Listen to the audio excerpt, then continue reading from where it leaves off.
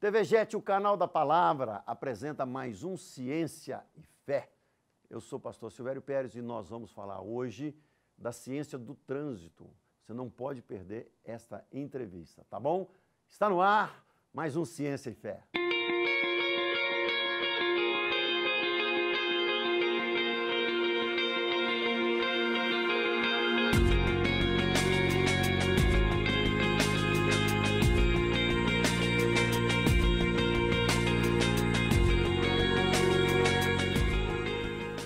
O Ciência e Fé traz hoje a doutora Roseli Fantoni e nós estaremos falando do trânsito, um assunto super legal aqui. Só pela nossa conversa antes aqui, você vai gostar muito. Fique ligado conosco na TV Jet.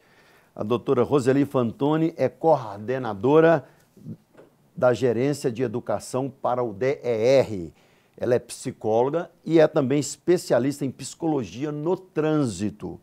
Mestre em promoção de saúde e prevenção da violência pela UFMG. Doutora Roseli, boa tarde. Boa tarde, bom estar aqui com vocês. Boa novamente. Noite também. Boa noite que também. O programa vai repetir. Ótimo, bom, é oportunidade, quem perdeu de manhã pega à noite. Vai pegar à noite. Olha, Ótimo. O programa está com audiência bacana. E eu acho super interessante, ainda mais porque vocês estão focando temas da atualidade. Ciência e fé, né? As duas caminham juntas. Sim. Para nós a fé é mais importante, mas nós precisamos do lado científico, né? Sim, até porque a ciência está dentro da fé, né? Está dentro da fé. Você sabia que até vou falar isso na próxima entrevista que a gente terá com o Cláudio Rosa. Você sabia que a teologia era a mestre de todas as ciências até a Idade Média, né?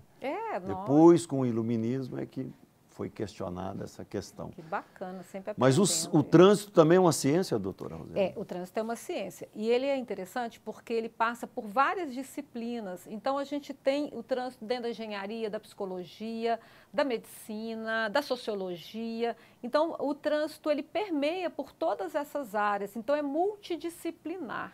O trânsito hoje ele faz parte do bem da humanidade. Não tem como se falar em humanidade hoje sem trânsito. E eu costumo dizer que a pessoa transita o tempo todo, só que às vezes ela não está atento. Então vamos imaginar lá no passado, o homem precisava de transitar para ele buscar alimento, a proteção, para fugir dos povos que o estavam agredindo. Enfim, transitar é fundamental para plantar. E hoje nós verificamos que se você não transitar, você não exerce cidadania. Porque você precisa deslocar para ir ao médico, para ir ao dentista, para votar, para a escola, no relacionamento social, enfim, transitar é fundamental para o ser humano. Sempre foi e sempre será. Em todas as constituições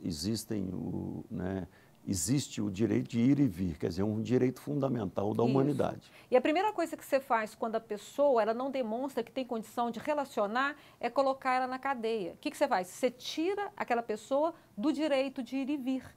Por quê? Porque ela não mostrou que ela pode conviver em sociedade. Então, você restringe o deslocamento dela. Então, por quê? Porque é extremamente necessário você deslocar, você circular, fundamental para a sua vida. Então, aquelas pessoas que não estão aptas a isso, ou demonstraram que não estão, elas são separadas da sociedade nas cadeias, né? Na Revolução Industrial, do século XVIII, XIX e XX, essa questão do trânsito, ela vai misturar-se à tecnologia. Sim. Porque aí os países tiveram que, depois com a Revolução Industrial, vem a invenção dos carros, carros transitavam com cavalos, com animais, com carroças, enfim, com todo tipo de transporte, e depois aparecem as leis de trânsito, e o trânsito tem que desenvolver. No século XX, a gente já vê as grandes metrópoles com grandes problemas de trânsito. É interessante que quando a gente vê o histórico, por exemplo, de Roma, que a gente teve a oportunidade de estar junto lá, a gente vai ver que em algumas estradas que ainda prevalece até hoje, que você pode ir lá ver, você vai ver que já tinha sinalização. Então, por exemplo, tinha sinalização de por exemplo, de um animal para dizer que aquele caminho era para caminhar com os animais, já aquele outro eram as pessoas, já aquele outro era com as pessoas montadas. Então você vê que essa necessidade de organizar o trânsito, ela é milenar. E com a vinda do automóvel, muita coisa precisou de ser alterada. Interessante que você observou isso, né? Nós estamos falando aqui de Roma porque nós tivemos uma caravana com o pastor Jorge, que é uma caravana sensacional, né? Vamos fazer até uma propaganda para o nosso pastor aqui. Muito bacana. Muito bacana, se você puder ir. Nós estivemos juntos em Israel, vamos falar do trânsito em Israel. Sim. Estivemos juntos em Roma. Sim. Eu não vi nada disso aí que você está me falando, quer dizer, só um olho olhar, clínico, né? um olhar científico ali. Você notou que lá em Roma, perto do Coliseu ali, tinha separação para animal, tinha isso. É porque a gente acaba olhando aquilo que nos motiva. E como a gente estuda, eu trabalho com trânsito há 30 anos, então isso me chama a atenção. Mas o legal é que com o caminhar do ser humano, né, a introdução do veículo, ela deu uma mudada assim significativamente. Por quê? Significativa, porque a velocidade, o chegar rápido, ele passou a fazer parte da vida do indivíduo.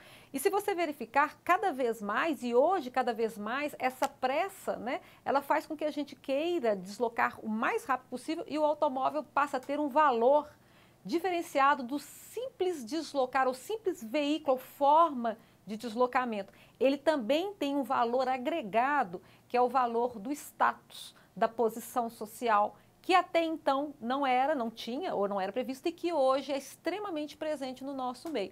Costuma a gente falar assim, qual que é o carro que você tem? Aí, de repente, a pessoa é avaliada pelo carro que ela tem, né? Pelo preço que ela pagou naquele carro. De uma moça falar assim, pô, aquele cara tem uma carruagem.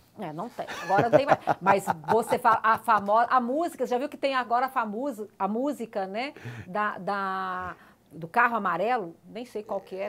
Camaro. Camaro amarelo. Aí o Camaro amarelo é chiquérrimo. Eu imagino que deve ser muito caro, porque eu também não tenho muita noção desse negócio de preço de carro. Mas é super famoso. Então, uma coisa é você sair com um rapaz que tem um Fusca. Outra coisa é sair com o rapaz que tem o Camaro amarelo. Aí eles dão aquele nome da Maria Gasolina. Maria Gasolina. Infelizmente, você sabe que na Idade Média o cara não falava assim, nossa, né? Aquele rapaz ou aquela moça tem uma carruagem de ouro. Ou camelo, né? Eles iam outra coisa, eles iam ver a família, sim, iam ver os dotes, iam ver outras coisas, né? Mas você sabia que a gente esteve em Roma junto, me veio à cabeça agora que no auge do Império Romano, a cidade de Roma tinha cerca de 220 a 280 mil pessoas. E você já Era uma metrópole para a época. Todo circulando? A confusão que não dava. Por isso é que eles começaram a organizar. Então, isso existe lá. Olha, essa passagem aqui é para animais, porque vinham os animais que eram conduzidos pelo homem, né? Os rebanhos e tal. Então, já estava organizado. As estradas, né? As primeiras estradas, né? Que a gente tem ainda, né? Ainda tem isso. É possível você ver, não necessariamente em Roma, mas nos arredores de Roma.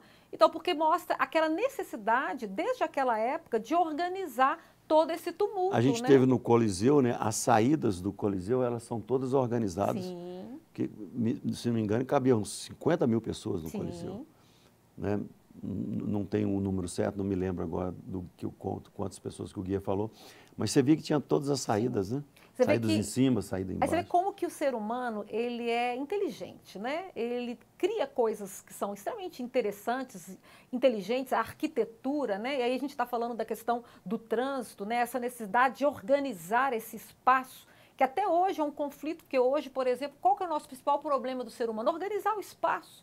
Até porque o espaço não tem como você multiplicar o espaço, né? É aquele ali. E eu costumo dizer que o conflito grande é um conflito da física, porque dois corpos não ocupam o mesmo espaço.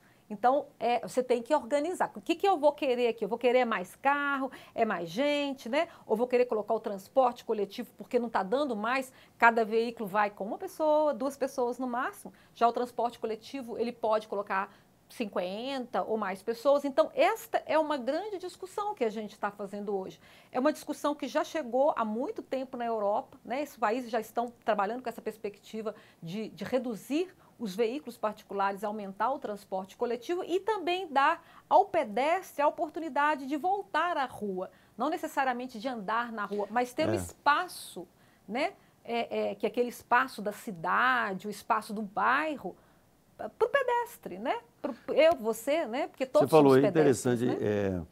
Há uns 7, 8 anos atrás, eu estive cantando e pregando em Londres, e lá tem 3 tipos de impostos. O imposto para que a pessoa saia do bairro e vá até o centro é caríssimo, caríssimo. Então, a pessoa... Mas tem um metrô que funciona em toda Londres. Agora, né? essa é a perspectiva de todos os países. Não dá para você imaginar que todo mundo vai continuar do jeito que está. Não tem como. Não tem jeito de todo mundo ter carro. Não dá, não dá. Então, assim, você tem que ter uma forma de você viabilizar o ir e vir. Porque você falou, olha, o direito fundamental do ir e vir está previsto na Constituição, está previsto no Código de Trânsito Brasileiro, é do ser humano, mas não tem jeito. 7 bilhões e 200 milhões de habitantes, se cada um tivesse um carro, não tem jeito de andar. Ou nós repensamos essa questão do trânsito que eu quero, ou então nós vamos parar. Como, por exemplo, já para São Paulo hoje. Não precisa São Paulo, não. Belo Horizonte. Belo Horizonte, sexta-feira, choveu, se tiver um evento, um acidente, você está perdido. Você demora 1 hora, 1 hora e meia. Se você mora próximo, se você mora mais longe, é pior ainda. E aí tem uma outra questão que eu acho interessante, que a gente estava batendo papo antes, que é a questão que também tem implicação do acidente nisso aí, né?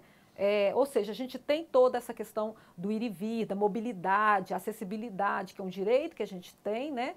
Mas tem também as consequências falando que são do acidente, então do acidente. Vamos lá para a nossa primeira pergunta aqui, né? Acho que é uma pergunta que todo mundo gostaria de fazer para você. Seria, como que é visto o acidente na ciência do trânsito? O acidente em si, como que ele é visto? Essa palavra acidente, ela inclusive não é muito bem quista no nosso meio. Eu vou explicar. Porque o acidente, se você pegar o pé da letra, se você pegar o dicionário, né, que é o dicionário mais conhecido, ou qualquer dicionário, ele vai colocar uma definição do acidente com alguma coisa que você não tem controle. É fortuito, aconteceu, né? Não deu para você fazer nada. Seria como, por exemplo, eu estou aqui, caiu um raio na minha cabeça, né? Então não tem controle. E o acidente de trânsito, a gente vê mais como uma imprudência, ou seja, alguma coisa que você poderia ter feito para evitar. Então, o termo, eu lembro que na época do Código de Trânsito, eu tive a oportunidade de participar das discussões da implantação do Código, que foi implantado em 97 e 98. Então, esse termo acidente, ele foi muito discutido e teve até a sugestão de não colocar esse termo exatamente para não ficar parecendo assim, aconteceu porque tinha que acontecer, né? Porque Deus quis, né? Porque, enfim, né? Mas não é isso. O que a gente vê que muitas vezes, pouco tem a ver com Deus e tem muito a ver com a imprudência da pessoa, com a forma como ela se comporta no trânsito e que leva ao acidente, muitas vezes leva à morte. Então, o acidente está envolvido com a imprudência.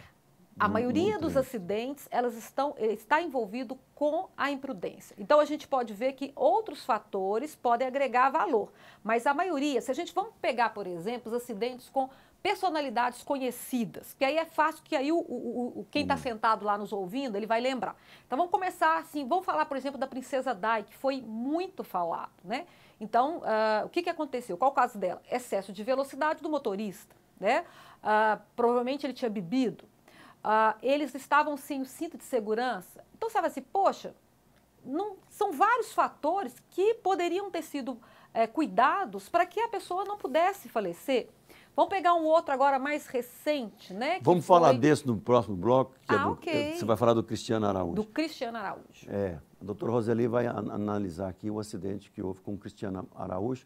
Fique ligado conosco aí para esse pequeno comercial, porque a TV Jet é assim, a gente está trazendo pessoas muito legais para te informar e a televisão também é informação, né? Ela vai dar os toques aqui no trânsito, fica ligado aí, porque tem muita coisa legal que ela vai te falar até o final do programa e vamos fazer 2 programas com ela para você saber o quanto é importante esse assunto. TV Jet, o canal da palavra.